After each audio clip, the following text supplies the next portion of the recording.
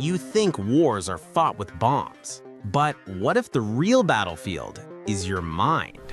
We are going into the darkest secret of the Cold War, a project designed to erase identity and rebuild obedience. They called it MK Ultra. If you're still here, subscribe, because this knowledge wasn't meant for the public. I'm going to show you how the CIA tried to weaponize the human brain. We will examine LSD tests, hypnosis chambers, and broken minds. But first, why the mind? Fear controls populations. A controlled mind controls nations. The Cold War wasn't about nukes. It was about influence. They feared Soviet brainwashing technology. So the CIA said, if they can, so can we. They chose unsuspecting soldiers, prisoners, even patients. They destroyed free will to build perfect obedience. We will open real documents, verified testimonies, and we will confront the darkest question. Can a government take your mind without you noticing? You and I, we are not as safe as we think, because MK Ultra never ended. It only changed its name. Comment below, do you think mind control is still happening today? Project MK Ultra began in 1953 under CIA Director Allen Dulles. Funded not by law, but by fear of losing the mind war. Scientists who once saved lives now destroyed personalities. The main weapon? LSD, a chemical door to the subconscious.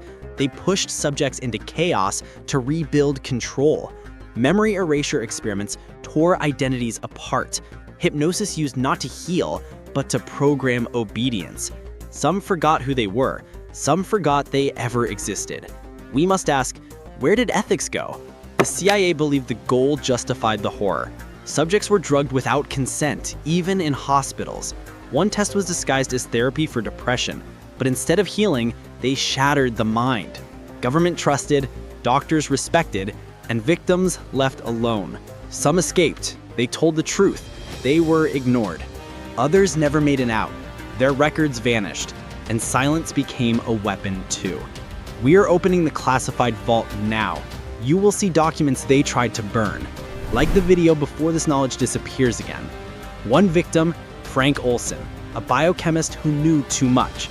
He was dosed with LSD without warning. He panicked. He threatened to expose the project. Days later, he fell from a 13th floor window, but evidence suggests he was pushed. This was not a suicide, it was cleanup. When someone became a danger, they vanished. Files destroyed, witnesses silenced. But something survived. The guilt of those who obeyed orders. Comment, do you think Olson was murdered? MK Ultra expanded into sub-projects, MK Search, Artichoke. They experimented with sensory deprivation, electroshock, and psychological torture masquerading as science. They were finding the limits of the human mind and learning how to break it faster. We must remember, these were not enemies.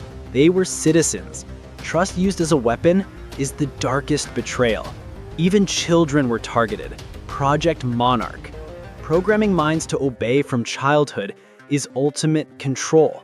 Like the video if you want part 2.